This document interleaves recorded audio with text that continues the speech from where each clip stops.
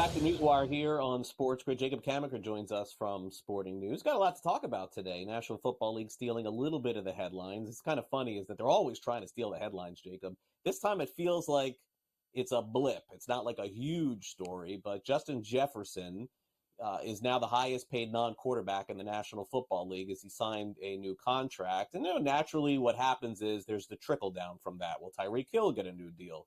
Will CeeDee Lamb get a new deal? But I think for us, let's focus here on Jefferson here for a minute. I think what the Vikings have shown him, Jacob, is that it doesn't matter who your quarterback is. We still believe you're the best wide receiver in the National Football League. Does that seem fair to you? I think that's fair, 100%. I think the other thing they're saying is we know that we're going to be transitioning you from a proven quarterback like Kirk Cousins, who, you may look at him and say, oh, he hasn't had a lot of playoff success, but he's posted good stats and numbers during the regular season. So they're transitioning away from this proven guy towards J.J. McCarthy and Sam Darnold this season. So I think they're saying, we know we're going to have J.J. McCarthy on this rookie contract. We know things might be rough for you for a bit, but we're committing to you now because we know, like you said, Craig, he's one of the best receivers in the NFL and possibly one of the most important non-quarterbacks in the NFL. And they want to have top-tier weapons for McCarthy. And now they have them locked up with Jefferson and Jordan Addison, both under contract. So I think it was a smart move for them to get this done now. And I think $35 million a year for Jefferson's perspective is appropriate. And for the Vikings perspective, you look at it and you're saying, all right, this is a 4-year deal. We're going to keep him. And he'll still be in his prime. He'll still be around age 28, 29 when he gets his new deal. So I think that this is a mutually beneficial deal, especially when you look at the timing of the Vikings having a pretty cheap quarterback on board. Yeah, I would agree. And the FanDuel has really not adjusted a lot of their lines, whether it's point spreads or season win totals, or even some of the odds to win divisions based on contract extensions. That really wouldn't make a lot of sense. But the one shift that we saw from the end of last year to now is this shift where, as you just mentioned, with Kirk Cousins leaving, the Vikings are now at the bottom of the barrel as far as winning the division. And no one will expect that they will, Jacob. They're 9-1. So it does seem to be a 3-team race, at least for the most part. It's noteworthy, I think, that the Bears are only 3-1 to win. I know you follow the Packers very closely. And listen, I know everyone is crowning the Lions. I understand it. They had a great year, but you know how this works, Jacob. You come off a surprising great year. You're no longer the underdog. You're the favorite in a lot of these situations, and sometimes that could work adversely. Have you looked at any of these odds yet? Have you taken any positions on the division?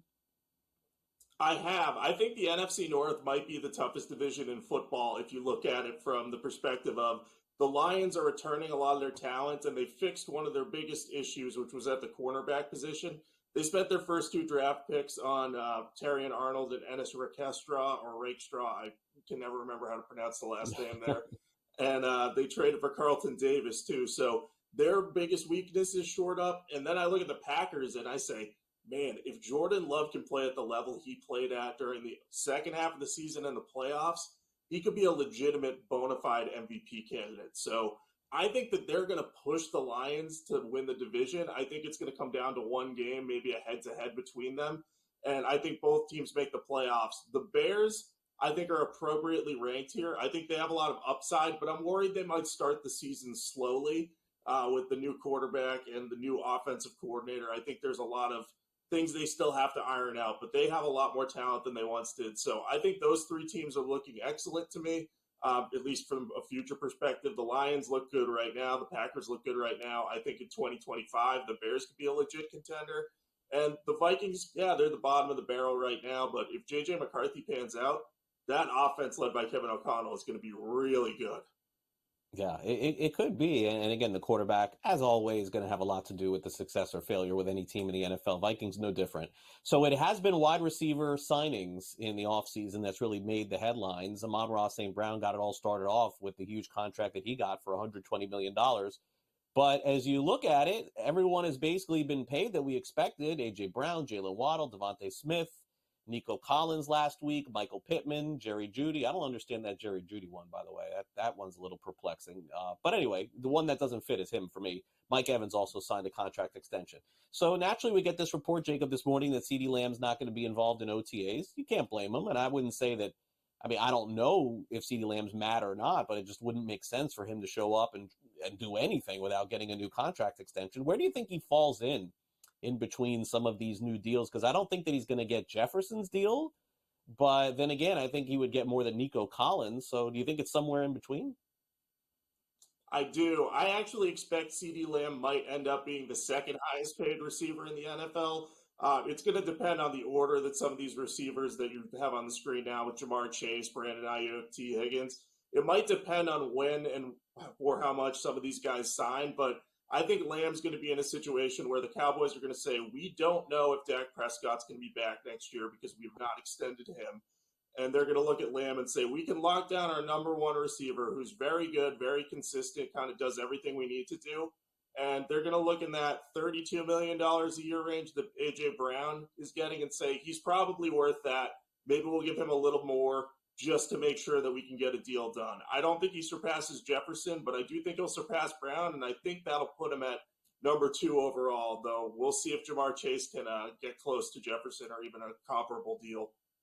Yeah, I agree with you. And I think that the most fascinating part of these wide receivers, Jacob, is that if all of them get paid, all of them, before the beginning of the season, I think it sets a huge barometer for the future. No one seems to be talking about this, Jacob, that yes, all these guys are great and they're all getting paid. But how about these college wide receivers right now? They have to be licking their chops thinking, my gosh, what is our contracts going to look like in the future?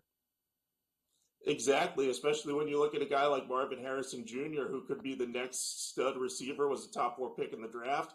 These guys coming out, there are a lot of talented receivers. We see deeper and deeper classes every year. So does that mean they're going to get a lot of money because they're important to the quarterbacks? Or is it going to become, oh, we can get quality receivers in the draft and the price drops? It's going to be an interesting narrative to follow over the next handful of years. Okay. Well, Jacob, great to have you here on the show and great to chat with you. We'll see you next week here on NewsWire. Thanks for coming on. All right, sounds good. Take care, Craig.